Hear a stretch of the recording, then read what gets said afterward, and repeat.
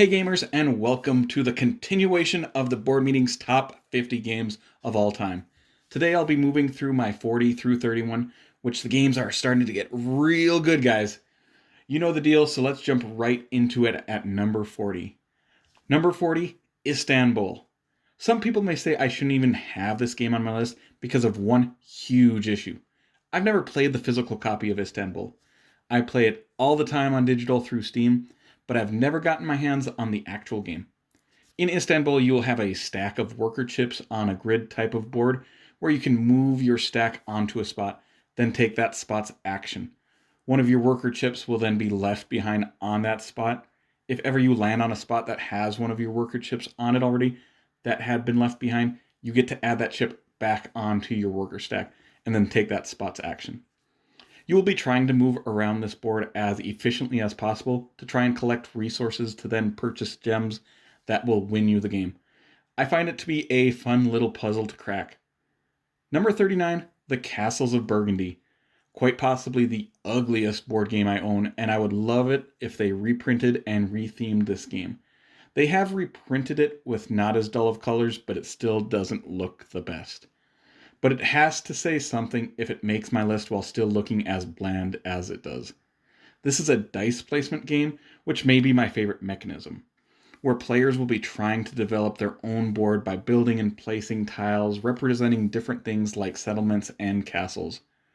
While maybe I don't think it looks the best on the outside, it just proves that it's what's inside the box that counts. Number 38, Targi. Targi is a 2-player only worker placement game about gathering resources to buy tribe cards. Nothing special there, except how you gather your resources and choose your spots is rather interesting.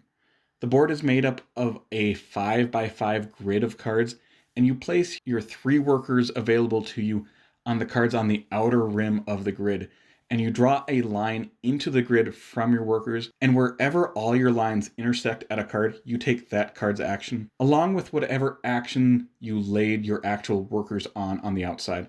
It is a mechanic I'm not sure any other game has replicated, but I truly enjoy it. Number 37, The Manhattan Project. The Manhattan Project is a specialized worker placement game where you are put in charge of a nation's atomic weapon program, where you have to be as efficient as possible in making your country's bombs the biggest and of course worth the most victory points. You will have 3 different types of workers that you'll need to have to complete different tasks in the production of your bombs. There are a few sequels to this game, one of them being Manhattan Project Energy Empire, which is widely considered to be even better than this one, but I have not had the privilege yet to play that one. Number 36, Pandemic. There's almost no need to talk about this game at all, because this might be the most widely known game in the board game community as a whole. This is a staple in a lot of people's collections, and now there are close to a dozen different versions of Pandemic. I'm just jumbling all of the Pandemics that I have played into this one spot, and I believe I have played at least 5 or 6 different versions of Pandemic, I believe. But my favorite is definitely not the one most people choose. Mine is Pandemic Reign of Cthulhu, and it's just because I enjoy that theme the most, but I am looking forward to playing the Pandemic Legacy Season 0 if I ever get around to it. Number 35, Thanos Rising Avengers Infinity War. Thanos Rising is a cooperative dice-chucking game where each player will take on the lead of a superhero team. Each player will take their turn recruiting new heroes to their team while still trying to take out all of Thanos' villains before he collects all of the Infinity Stones and game over. This is part of the Rising game series that has been coming out the last few years, but almost all of them are the same, just with a different theme and slight tweak of mechanics. There is a Star Wars one, Harry Potter, a SpongeBob, and a Batman one, along with this Avengers one, of course. So if you think you'd like this game, just pick up one of these that has your favorite theme attached on it. Number 34, Cartographers. Cartographers is a flip and write polyomino game, which there are actually quite a few of these games. But what really makes this game stand out to me is the unique scoring system. Each game will have 4 seasons, which are basically just rounds, and each round you will score differently in some distinctive way. Plus there will be monster attacks in this game, which you actually have to hand your sheet to your neighboring player, and they get to place a monster on your map somewhere, and most likely wreck everything you were planning on doing. It is fantastic. Number 33, Pioneer Days. Pioneer Days is a Western-themed dice drafting game where you'll be roaming across the Old West, and on the way you will be purchasing better equipment, bigger wagons, hiring specialized workers, and moving cattle, all while trying to avoid catastrophes from oncoming tragedies like famine, storms, and raids.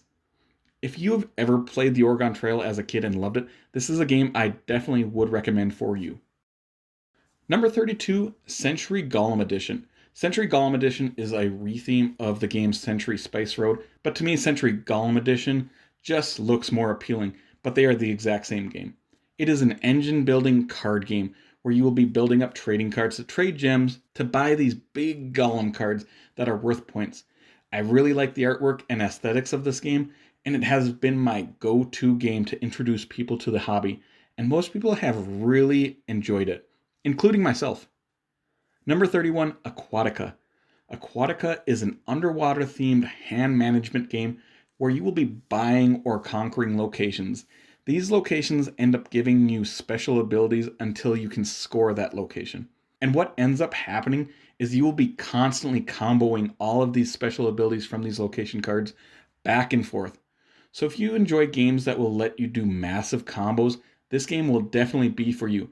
Plus, I love the artwork and the look of this game. And that will cover my 40 through 31, and I will be back in a few days with the next part of this list. So make sure to subscribe if you don't want to miss that video when it is up on the Board Meeting YouTube page. And if you'd want, I'd love to read what some of your favorite games are in the comments as well. That will adjourn this meeting, and I hope you all have a wonderful day.